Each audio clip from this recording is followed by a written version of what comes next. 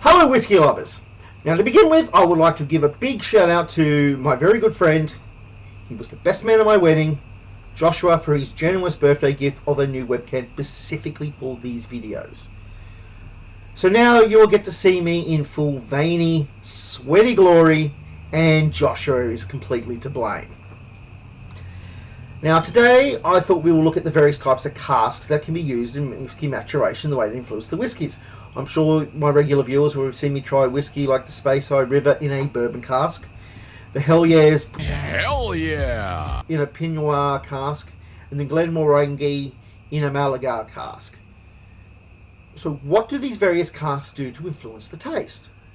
Now, there is a lot of combinations can happen, so I thought we'll just focus on 4 today, and then we can make other videos on various other type of casks. So let's start with the standard casks used in whiskey maturation: oak. For the Americans and bourbons, they use a virgin oak. The Scotch and the Irish tend to use aged oak, and by aged oak, it usually tends to be reused casks. So why oak? Well, simply put, the alcohol in whiskey strips the tannin and flavour from the wood and will imbue it into the whiskey. Oak is particularly the American virgin oak, is a very mellow, lightly tanned wood, so it will not imbue too much colour and will not overpower the taste of the whiskey.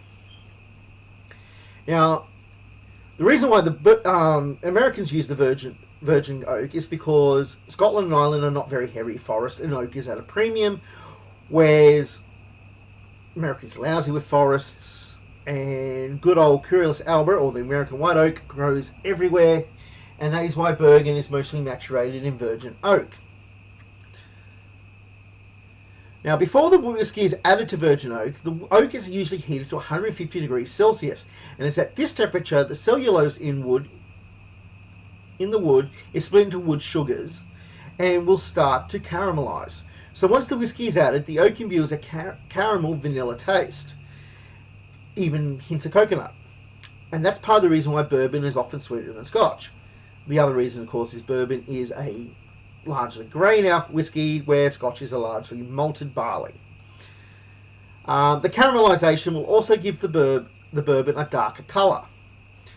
The virgin oak will allow more colour to seep into the whiskey than an aged or reused oak cask, simply because, again, oak is very few tannins, and using it the first time will seep a lot of the colours, but some will remain through the reuse. Now, as I've said previously, Scotch and Irish use aged casks.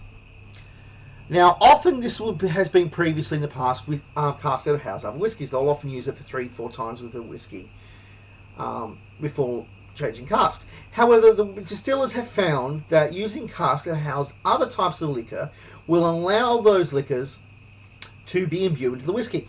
Like my port cask here. Currently in it is a port, but previously before that I had actually laid a blended whiskey into it, allowed that to seep into the wood for a week before adding the port. And come May, I shall have a nice whiskey flavoured port. And it's the same principle here.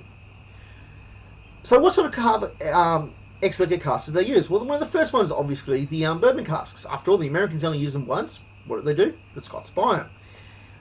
Now, the influence of the ex-bourbon cask have can depend on a lot of factors. First of all, if they actually use the American white oak, or if they've used another type of oak. Some oaks are a lot stronger, more gamey taste than the American white. Now, the caramelization of the wood sugars will not be completely stripped out when housing a bourbon, particularly if the bourbon is young, and that will be imbued into the Scotch. It will also allow the taste of the bourbon itself, so the vanilla, the caramel, the coconut flavours that were in the bourbon, to also be imparted into the whiskey. And this is particularly noticeable if the bourbon had been a non-age statement young whiskey, as opposed to, say, a Johnny Walker 12 years, Johnny Walker 21 years. Now, another type of popular cask to use is the Untitled. Now, I was just going to talk about sherry casks, but I realised it might be insulting to confuse an Untitled with a sherry, and I didn't want to get stonewalled.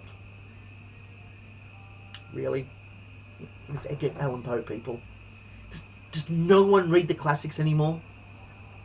Anyway, a sherry cask will imbue a sweet, nutty flavour and a certain dryness to the whiskey. It will also give a darker, amber-like colour. And finally, for the fourth one, the port casks. Like this Glenmorangie in the Malagala cask. Malagala is a sweet port, so it imbues a fruity, sweet flavour to the cask and gives it this lovely ruby type like colour. So, until next time, Sante.